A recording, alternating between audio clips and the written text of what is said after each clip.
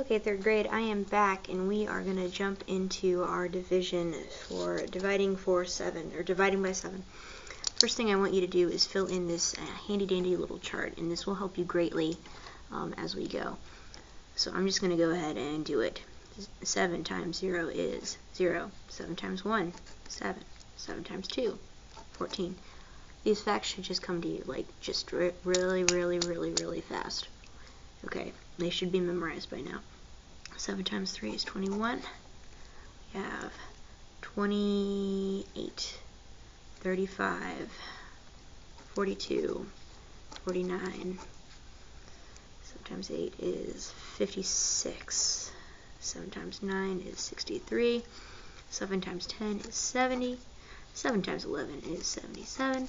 And 7 times 12 is 84. Alright, so now we are going to do dividing by 7, and we're going to think about it as we're going. Okay, if you had 0 pints of Bluebell and you wanted to put them into groups of 7, you would have blank pints in each group. Well, if you have 0 pints and you try to put your 0 pints into groups, your groups would have 0 pints in them, because 0 divided by 7 is 0. Fun fact, third grade, you cannot divide by 0. 7 divided by 0 is something called undefined, and you'll learn that one day. It's really cool. You don't actually need to know that right now, though, so don't worry about it. But it's coming one day.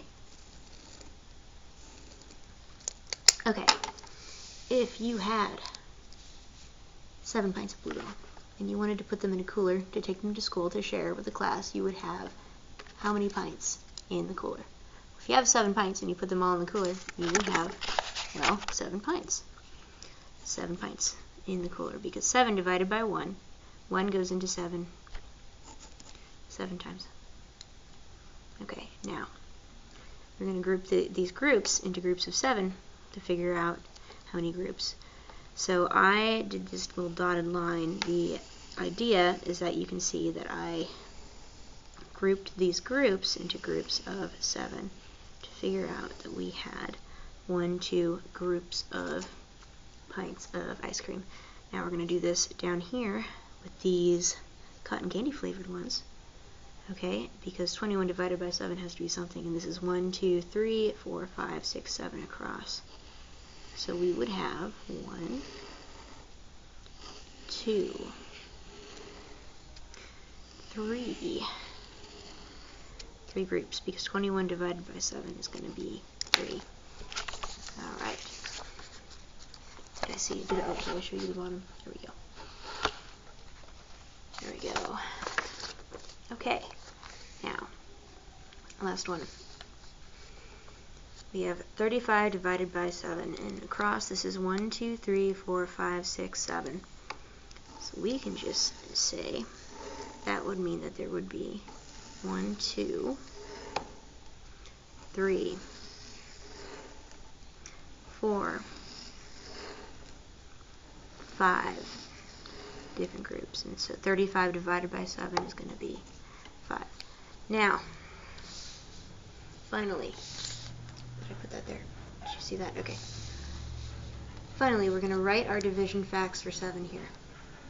And if we get stuck, we're going to reference those 7 multiplication facts that we put on the other page. Okay. So it wants us to go from 0 through 84. I want you to do each line independently. Okay. So we're going to do 0 divided by 7 is going to be 0. Okay, we can't do 7 divided by 0 because you can't divide things by 0.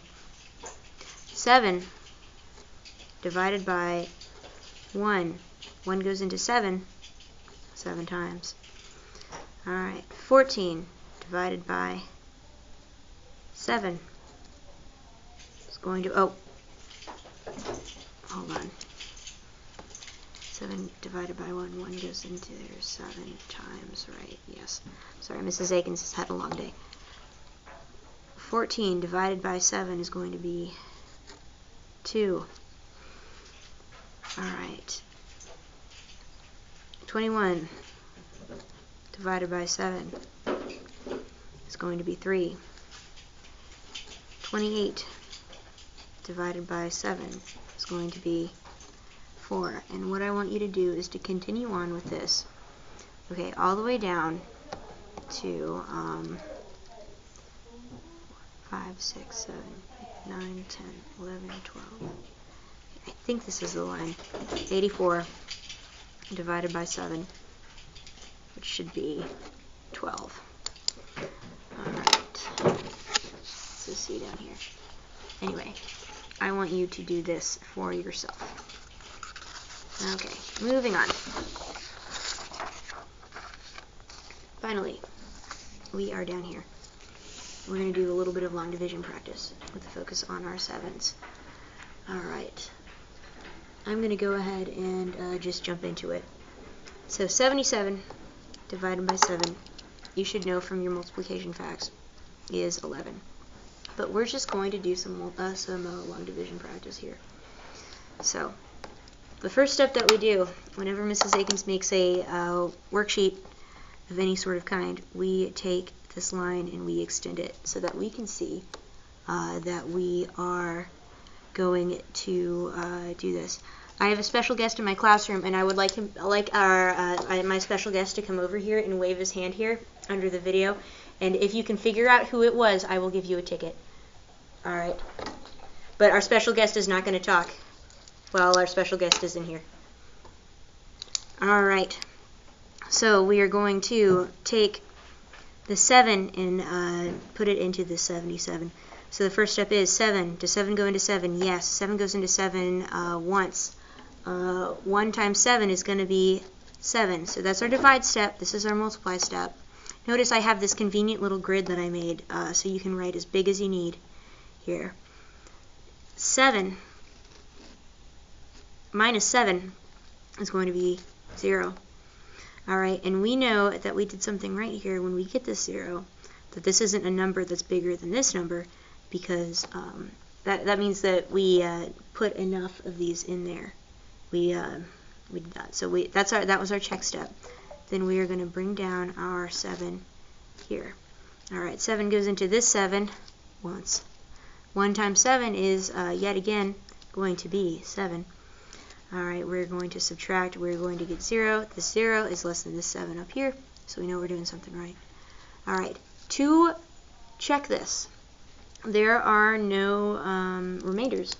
So we can just straight up jump into it and multiply. Alright, so we are going to do 11 times 7. 7 times 1 is 7. 7 times 1 is, again, 7. Alright. Now, let's see this next one. 84 divided by 7. You should also know this one straight off the bat because it is one of our multiplication facts. I'll use a different color. I'm bored of red. Use some green. Okay. So, 7 goes into 8 how many times? Only once. Alright, 1 times 7 is going to be 7. We're going to subtract 8 minus 7 is going to be 1. Alright, 1 is less than 7, so we know we're doing something right. We're going to bring down this 4. Because we can't put 7 into 1 by itself, right? And we still have stuff to do. But luckily, conveniently, when we bring this 4 down, that makes a 14. And if you're starting to get comfortable with your 7s now, you should just recognize that for what it is. And remember that 7 goes into 14 2 times. 2 times 7 is 14. We're going to subtract, and we get 0. 7 cannot go into 0. So we are going along quite nicely. Now, conveniently, of course, with that 0 being a 0, we have no remainder. So we can just jump into, when we check it, doing our multiplication. So 84 times 7. 7 times 4 is going to be 28. He's going to put the 8 down there. We're going to put the 2 up here. 7 times 8 is, I believe, 56. We're going to add, wait, 7 times 4 is 28. We put that 7 times 8 is 56, 57, 58, wait. Mrs. Akins is really tired today. Oh! Yes, we don't do it like this. This is wrong. Okay? Mrs. Akins has lost her mind. Okay. So notice, if you catch what I did here, I made a mistake that is something that I've seen made. And I made it without thinking. So notice this pattern here. Notice this pattern here. Okay. So we have these different numbers. I'm going to go ahead and label them in a second, because luckily they are still on the board.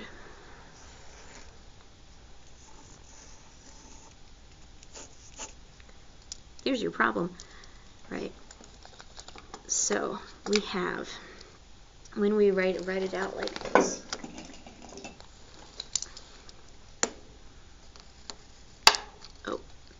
oh no.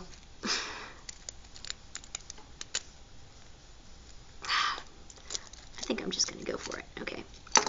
Don't do this at home, kids.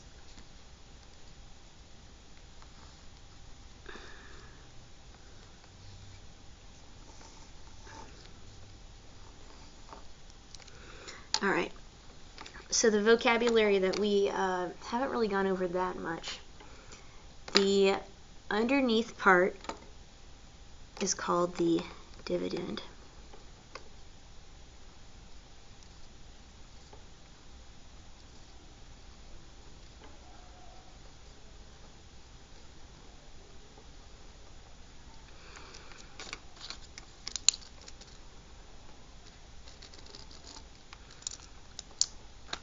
The above part on this is called the quotient. The quotient.